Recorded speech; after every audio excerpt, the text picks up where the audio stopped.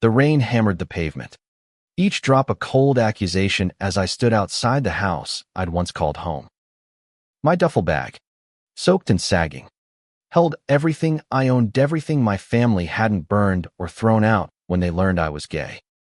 At 19, I was an outcast, my name erased from their hearts like a stain they couldn't scrub clean. I'd known it was coming. The whispers at church, my father's clenched jaw at dinner, my mother's tearful prayers late at night, they'd built a wall between us long before that final screaming match. "You're no son of mine," Dad had roared, his voice shaking the framed Bible verses on the wall.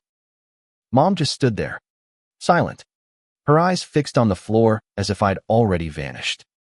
My younger sister, Ellie, was the only one who hugged me before I left, her small arms trembling as she whispered, "I'm sorry, Caleb." But even she couldn't meet my gaze for long. The streets of Portland were unforgiving that night. I wandered, my boots splashing through puddles, until I found a diner glowing like a beacon in the dark. Inside, the air smelled of coffee and grease, and I slid into a booth, dripping wet, my hands shaking as I counted the last of my cash, barely enough for a burger. That's when I saw him, Ethan, my stepbrother, sitting at the counter, his hands moving in quick, graceful arcs as he signed to the waitress. She looked confused, scribbling something on a notepad, but Ethan's smile was patient, warm, like he was used to the world not quite understanding him. Ethan wasn't supposed to be here. He was supposed to be at college, living the life our parents had planned for him, perfect, obedient, the son they could still be proud of.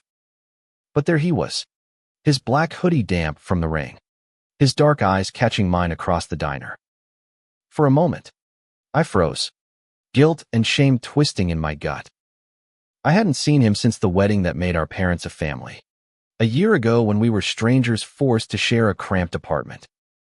Back then, I'd barely known how to talk to him, his deafness a barrier I didn't know how to cross. I'd learned a few signs: hello, thanks, sorry, but never enough to really know him. Now, here he was, and I had nowhere else to go. He waved me over, his hands quick and sure, and I hesitated before sliding onto the stool beside him. "What are you doing here?" I asked, my voice rough. He pulled out his phone, typing rapidly, got kicked out too. "They found out I'm bi." "You." My breath caught. The coincidence felt like a cruel joke, but the look in his eyes, raw, unguarded, told me he wasn't lying. We were both exiles, cast out by the same unforgiving family. That night, we talked, or rather, I talked, and he typed, his fingers flying across the screen. He told me how our stepmother had screamed when she found his text to a guy he'd been seeing in secret. How our father had called him an embarrassment, refusing to even look at him as he packed. Ethan's calm exterior cracked as he typed, his hands shaking slightly, and I realized he was just as broken as I was. We were two lost souls, abandoned by the people who were supposed to love us most. The diner closed at midnight, and we had nowhere to go. Ethan signed something I didn't understand, then typed, "Come with me. I know a place." I followed him through the rain-soaked streets to a rundown motel on the edge of town. The neon sign flickered, and the room smelled of mildew. But it was dry, and it was ours for the night. We sat on the sagging bed, sharing a bag of chips from the vending machine, and for the first time in months, I didn't feel alone. Over the next few days, Ethan and I became a team. He taught me more signs, simple ones like food, sleep, friend, and I taught him how to haggle at the thrift store for clothes we could afford. We pooled our money, scraping by on odd jobs and the kindness of strangers. Ethan was better at it than me, his charm disarming even the gruffest shop owners. He'd flash that crooked smile, sign something with a flourish, and suddenly we'd have a discount on a sandwich or a free coffee. I envied his resilience, the way he seemed to carry the weight of rejection without letting it crush him. But the nights were harder. In the quiet of our shared motel room, The reality of our situation sank in. We were stepbrothers, bound by a marriage neither of us had chosen, now bound by something deeper: survival. I caught myself watching him sometimes. The way his hands moved when he signed. The way his eyes lit up when he laughed. It was dangerous, this pull I felt, but I couldn't look away. Not when he was the only one who understood what it meant to be cast out. One night, as we sat on the motel roof, the city sprawling below us, Ethan typed a question that changed everything. Do you ever think about what family really means? I didn't have an answer. Not then. But as his hand brushed mine, accidental but electric, I felt something shift. This wasn't just survival anymore. This was something neither of us was ready to name. The city became our refuge. Its chaos a strange kind of comfort. Ethan and I found a rhythm, moving from one temporary job to the next, dishwashing at a greasy spoon, stocking shelves at a corner store, anything to keep us fed and sheltered. But every night, as we counted our crumpled bills, the weight of our situation pressed harder. We were running on fumes, and the world didn't care. Ethan's optimism kept us going. He'd wake up each morning, signing new day, new chance, with a grin that made my chest ache. I wasn't used to hope. It felt fragile, like it could shatter if I held it too tightly. But Ethan believed in us, in this strange partnership we'd forged. He dragged me to free community events, teaching me to sign words like music and dance as we stood at the edge of crowds, watching life unfold. Once, at a street festival, he pulled me into a dance, his hands guiding mine to mimic his signs. I stumbled, laughing despite myself, and for a moment, the world wasn't so heavy. But the pull between us was growing, impossible to ignore. It wasn't just gratitude or shared pine, it was something deeper, something that scared me. One evening, as we sat in a park, the sunset painting the sky in shades of fire, Ethan typed, "You ever feel like you're fighting something you can't win?" I knew he wasn't talking about money or jobs. His eyes held mine, searching, and I looked away, my heart pounding.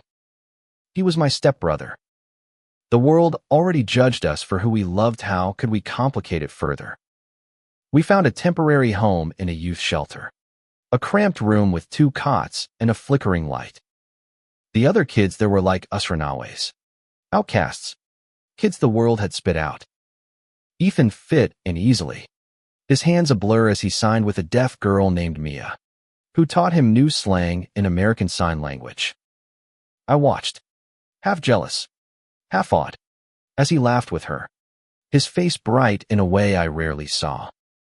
Mia noticed me staring and signed something to Ethan, who smirked and typed, "She says you look like a lost puppy."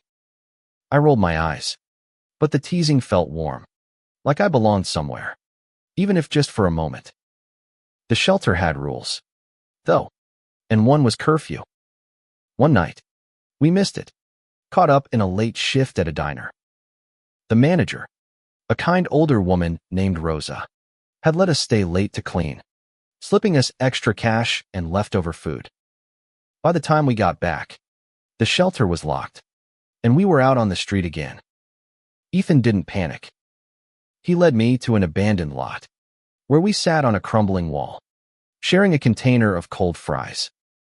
"We'll figure it out," he typed, his face lit by the glow of his phone. I wanted to believe him, but doubt gnawed at me. What were we doing? 2 kids, barely adults, pretending we could outrun the world's judgment. That night, under a sky bruised with clouds, Ethan signed something new, "I'm glad you're here." His hands lingered in the air, and I felt the weight of those words. I reached out, my fingers brushing his, and for a second, neither of us pulled away. It was reckless, dangerous even, but in that moment, it was just us, no family, no rules, no shame. I wanted to say something, to name the thing growing between us, but fear stopped me. Instead, I signed "thank you," the one gesture I knew by heart. The next day, We got a lead on a job at a community center, helping with a youth program. Ethan was a natural, teaching kids basic signs. His patience endless. I was clumsier, handing out snacks and tripping over my own feet. But the kids loved us. One boy, a shy 10-year-old named Jamal, clung to Ethan, mimicking his signs with wide-eyed wonder. Watching them, I saw a side of Ethan I hadn't before, someone who could build something good, even in a world that kept knocking him down. But the job wasn't enough. The shelter's time limit was looming, and we'd need more than odd jobs to survive. Ethan suggested we try busking him, signing poetry. Me playing a battered guitar we'd found at a pawn shop. We set up on a busy street corner, nervous but hopeful. Passers-by stopped, some dropping coins, others just watching Ethan's hands weave stories in the air. A woman tossed a 20 into our guitar case, her eyes misty, and typed on her phone, "You boys are beautiful together." My face burned, but Ethan just grinned, signing thank you with a flourish. That night, as we counted our earnings enough for a week at the motel, I felt a spark of possibility. Maybe we could make it. Maybe we could be more than survivors. But as Ethan's hand brushed mine again, intentional this time, I knew we were walking a tightrope. Love was dangerous enough without the world's eyes on us, judging what they'd never understand. The motel room became our sanctuary, a fragile bubble where we could pretend the world wasn't waiting to tear us apart.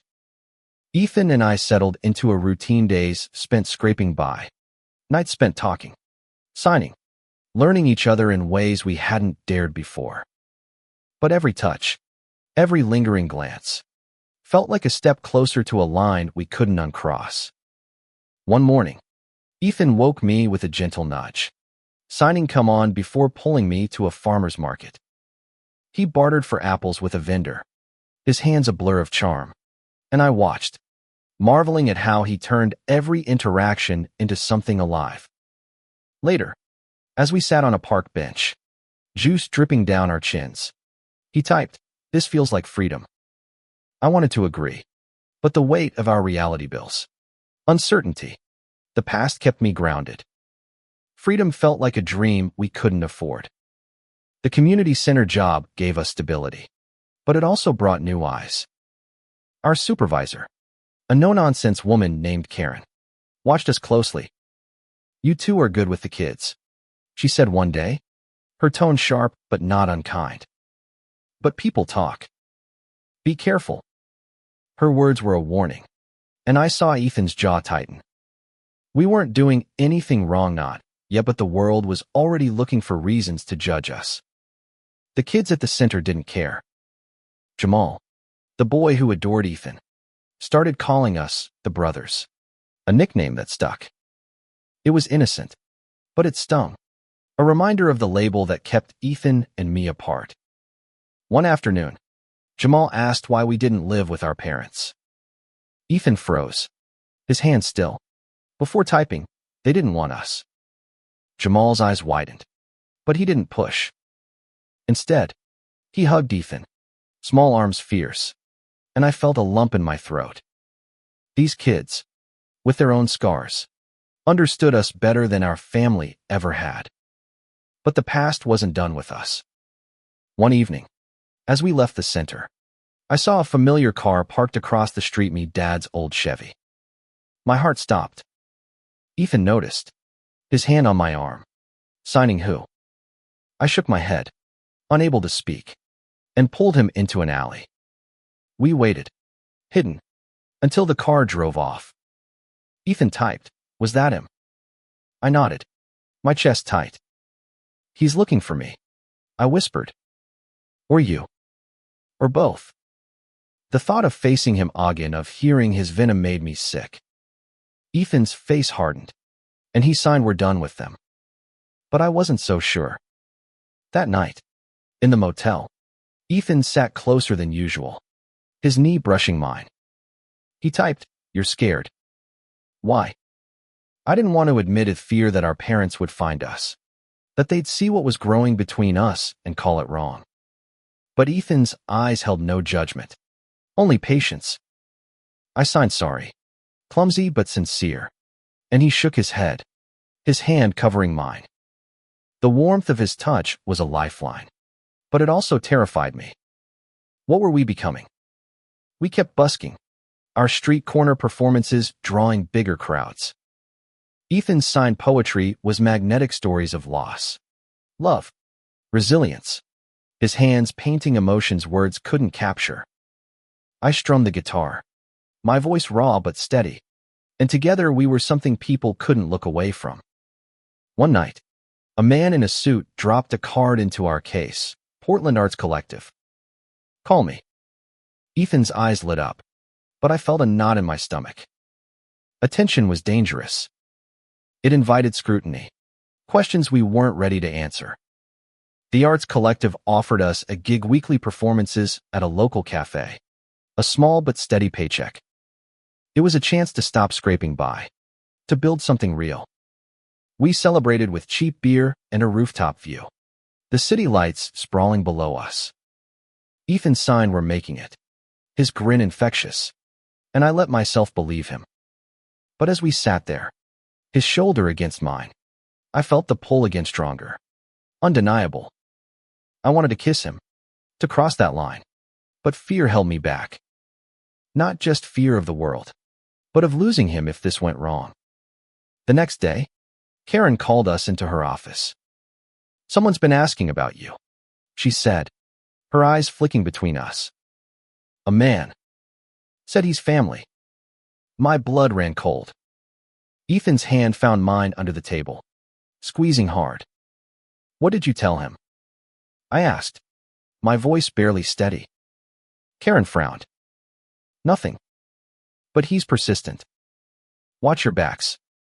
As we left, Ethan typed, we can't run forever. I knew he was right.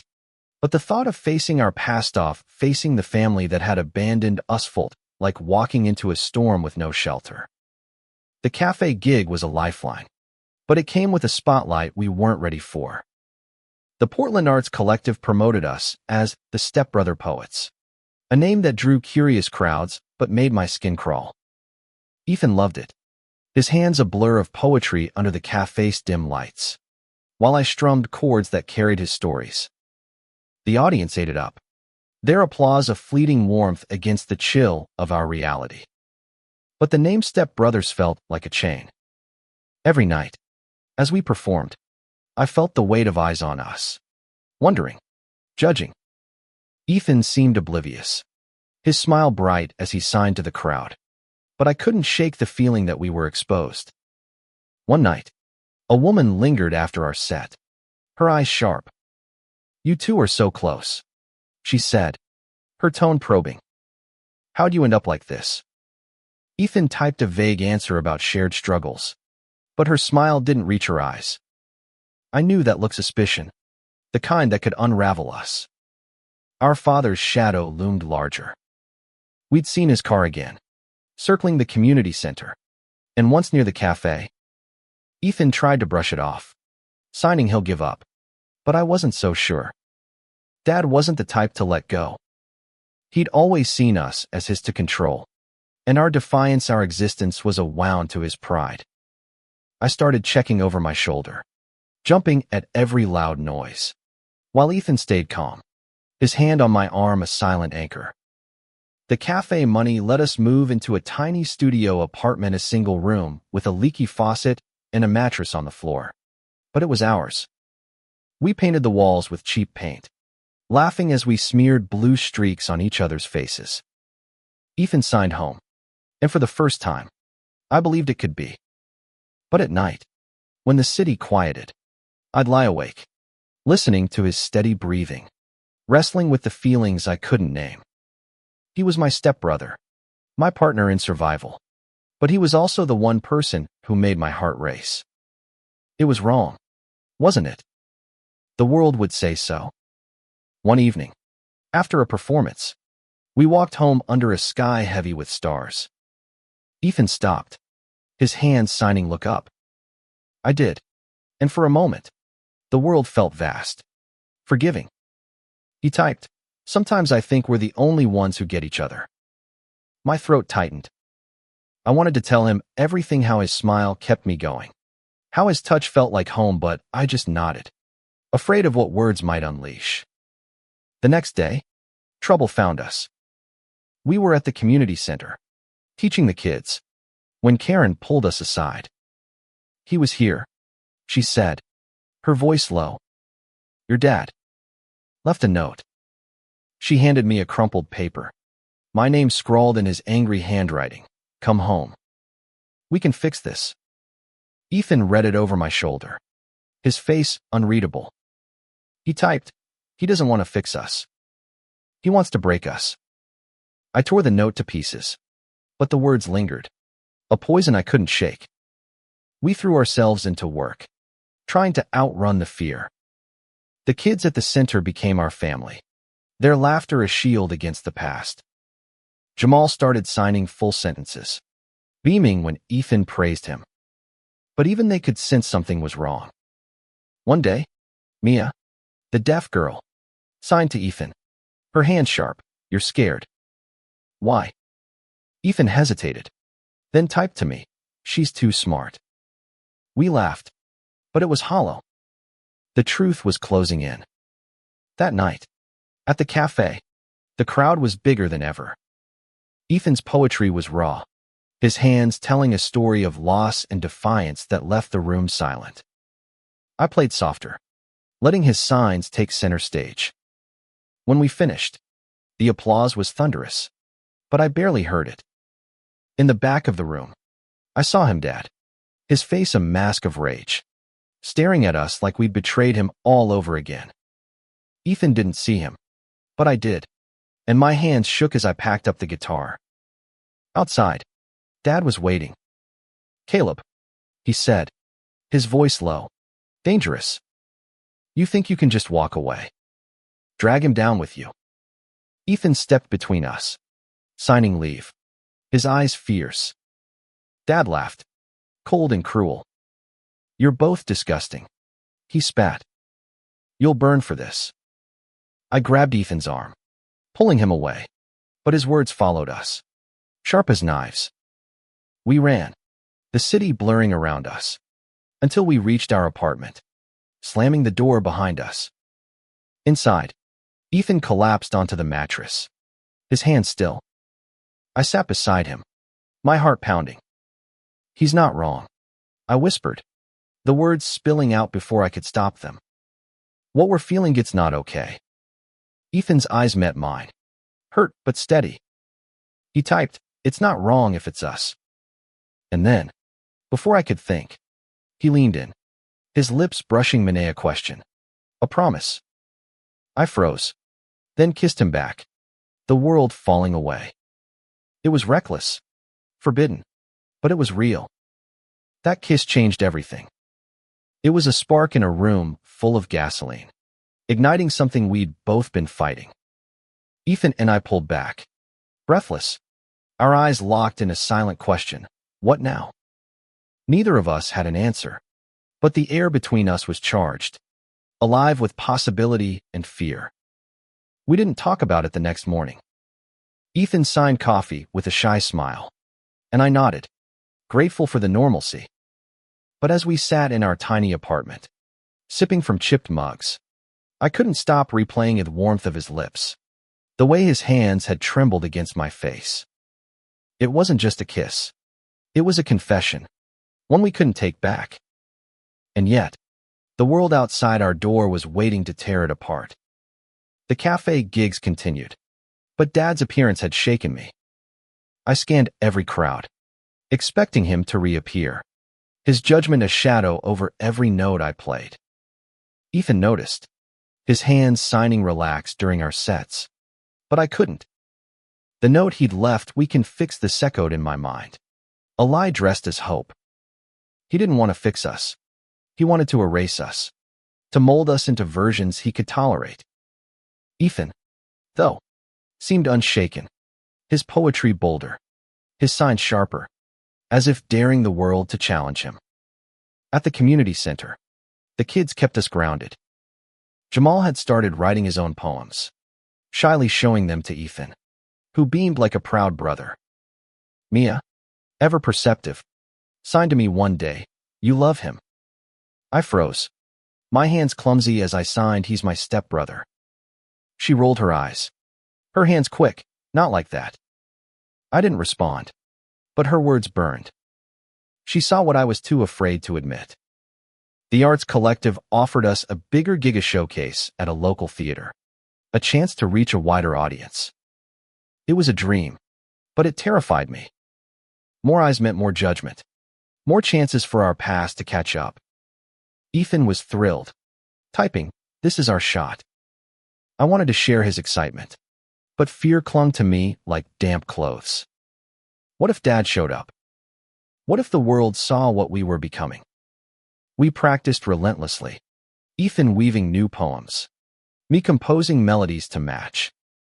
Late at night, in our apartment, we'd sit cross-legged on the floor, his hands guiding mine through signs I still fumbled. His patience was endless, his laughter soft when I messed up. One night, as we worked, he stopped, his hand still. He typed, "I'm not sorry about the kiss." My heart raced.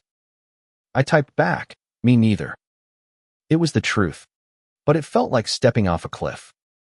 The showcase was a week away when Karen called us into her office again. "Your dad's been calling," she said, her voice heavy. "Says he wants to talk." I didn't give him your address, but he's persistent. Ethan's face was stone, but his hands shook as he typed, "Let him come." I'm done hiding. I wasn't so sure. Dad's anger wasn't just words, it was control, and he'd do anything to reclaim it. That night, Ethan and I argued for the first time. I wanted to skip town, to run before Dad could find us. Ethan refused, signing, "We've built something here." His voice, through his hands, was fierce. "I won't let him take this from us." I snapped, my fear spilling over. What if he's right? What if the Seuss is wrong? Ethan's eyes darkened, and he typed, "You don't believe that." But I didn't know what I believed. All I knew was that I couldn't lose him. Not to Dad, not to the world, not to my own doubts.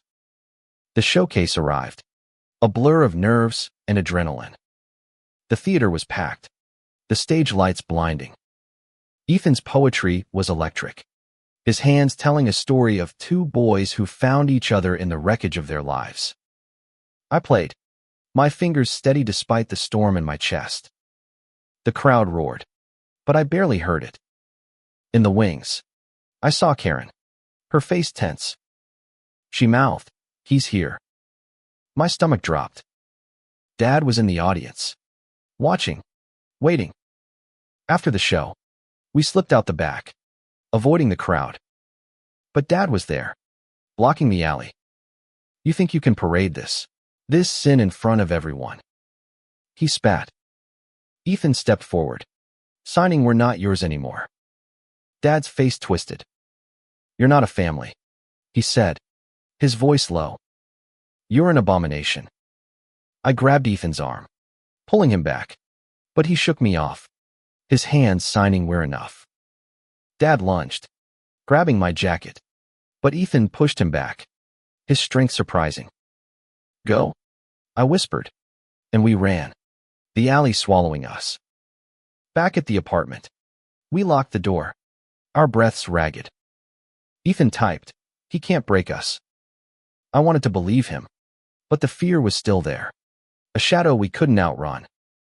And yet, as he pulled me close, his arms a shield against the world, I knew I'd fight for this for us no matter what came next.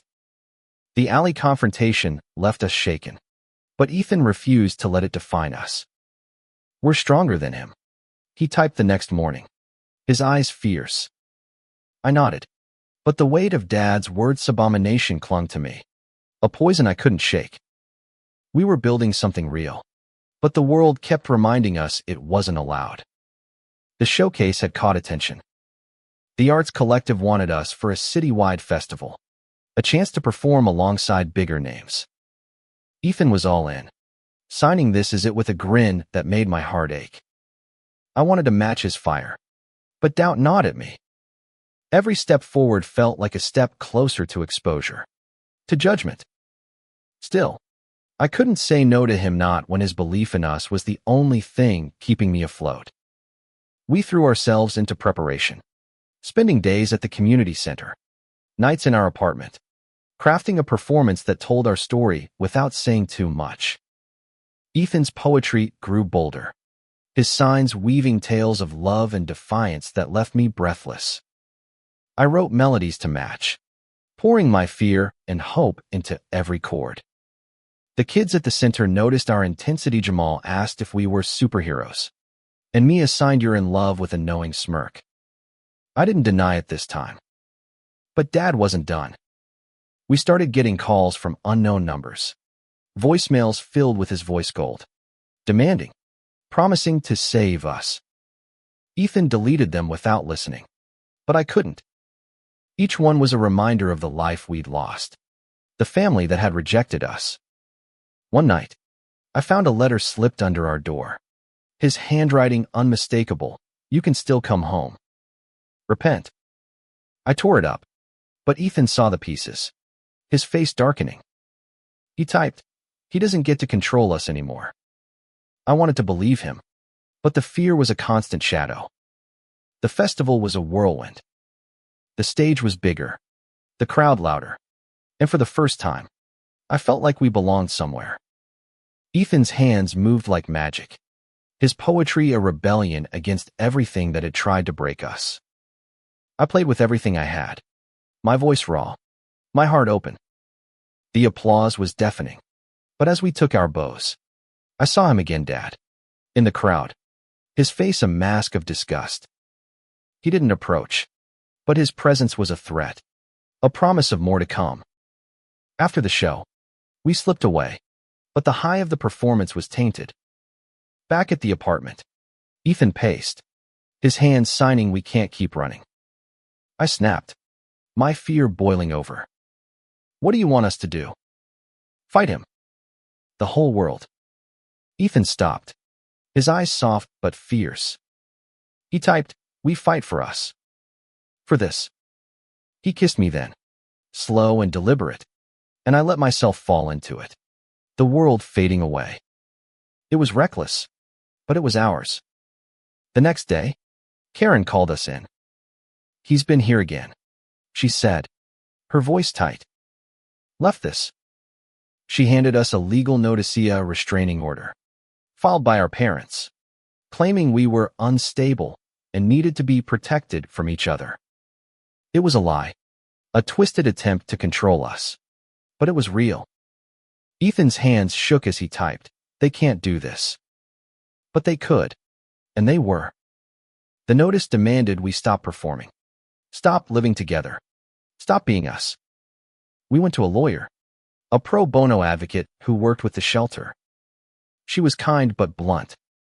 "This is flimsy," she said, reading the notice. "But they've got money and influence. It'll be a fight." Ethan signed "We'll fight."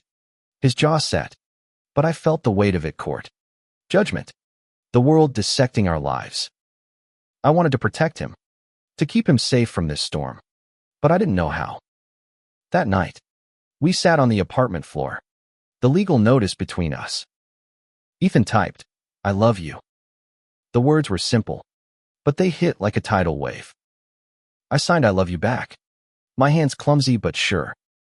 It was the first time we'd said it, and it felt like a vow. But as we held each other, the world outside our door felt heavier than ever.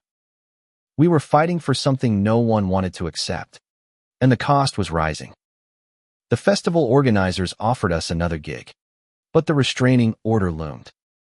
We performed anyway, defiant, our story laid bare on the stage. The crowd loved us, but I couldn't shake the feeling that we were running out of time. Dad was out there, waiting, and the world was watching, ready to judge. The restraining order was a chain around our necks, tightening with every performance. Ethan and I kept going, fueled by defiance and the fragile hope that our love could outlast the world's judgment.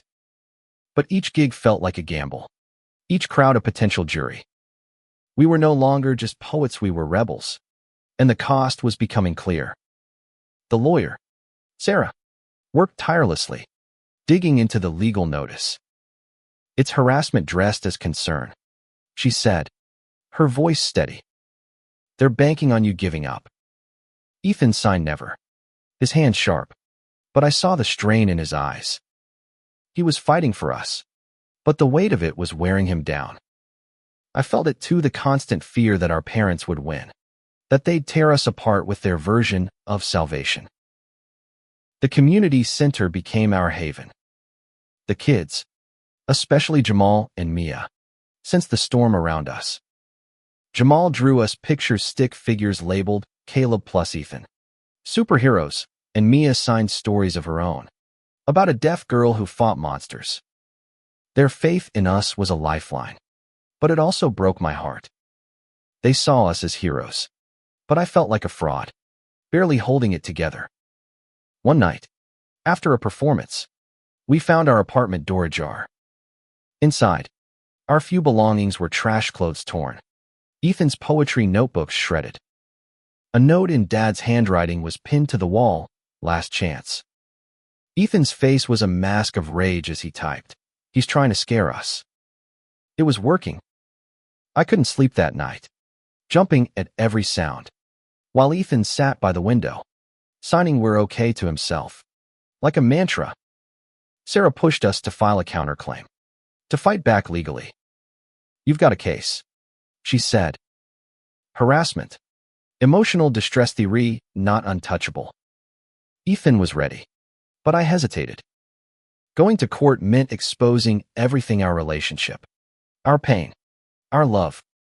The world would see us, and I wasn't sure I was strong enough for that. Ethan typed, "We're worth it." I wanted to believe him, but doubt was a constant shadow. The festival gigs kept coming, each one bigger, riskier. We performed with a desperation that bled into our art. Ethan's signs fierce, my music raw.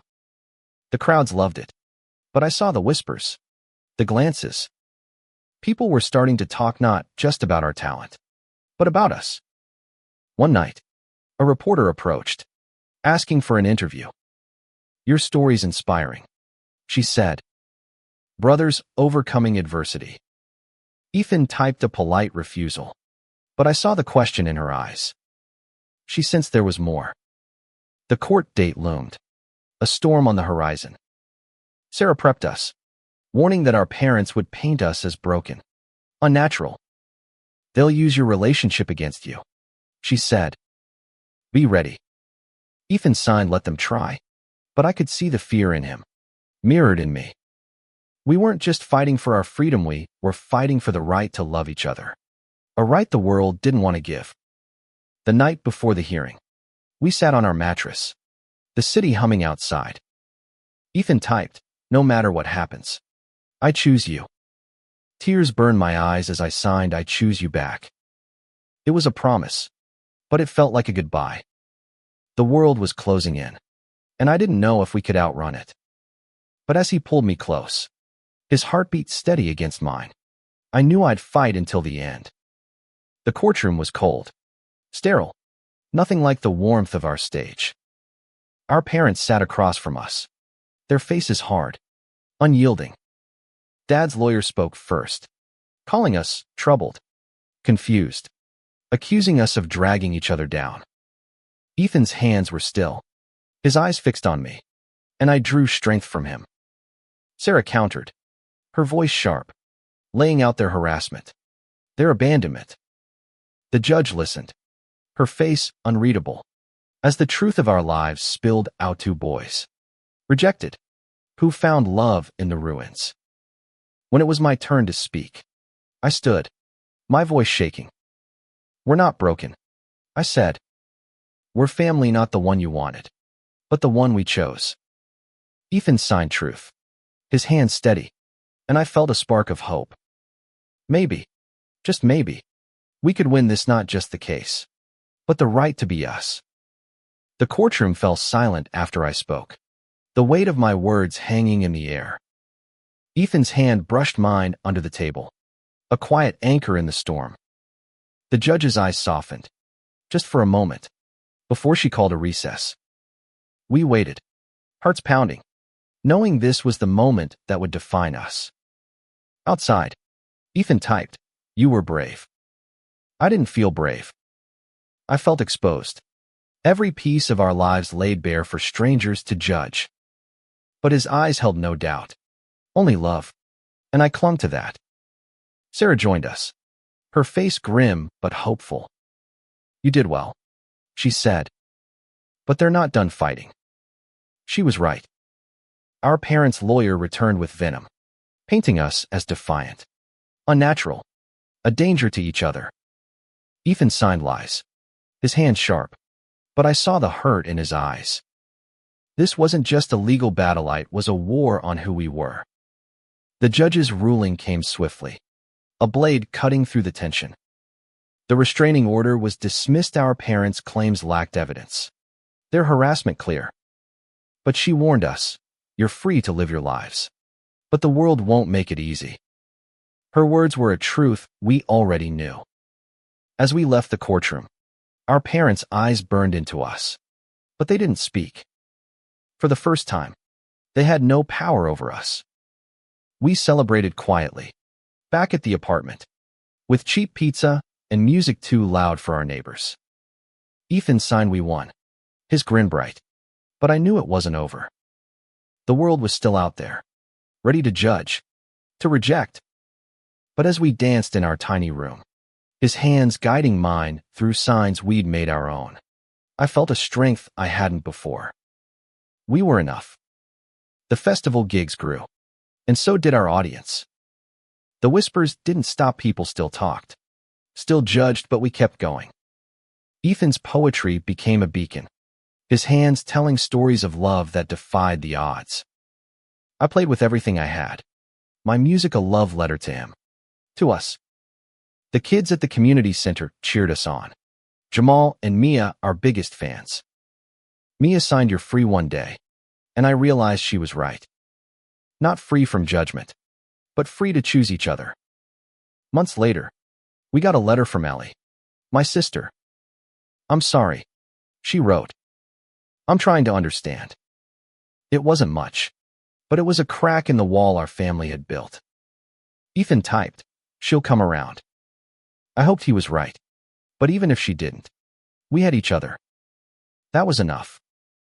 One night, after a performance, we walked through the city, hand in hand, no longer hiding. The stars were out, the air crisp, and Ethan stopped to sign "I love you" under a street lamp's glow. I signed it back, my hand steady now, and kissed him, not caring who saw. The world could judge, but it couldn't break us. We kept performing, kept building, kept loving. The Arts Collective offered us a tour, small venues across the state, a chance to share our story. We said yes, knowing every stage would be a fight, but one we were ready for. Our love wasn't just a rebellion. It was a promise, a home we'd built from the ashes of the one we'd lost. As we stood on our last stage that year, Ethan's hands weaving our story, my music carrying it, I looked out at the crowd, strangers, friends, kids like Jamal and Mia, and saw something new, acceptance, not from everyone, but from enough. We weren't alone anymore. We'd found a family, not the one we were born into, but the one we'd chosen, the one we'd fought for. And in that moment, as Ethan's hand found mine, I knew we'd keep fighting, keep loving, keep building. The world might never fully understand, but we did. And that was enough.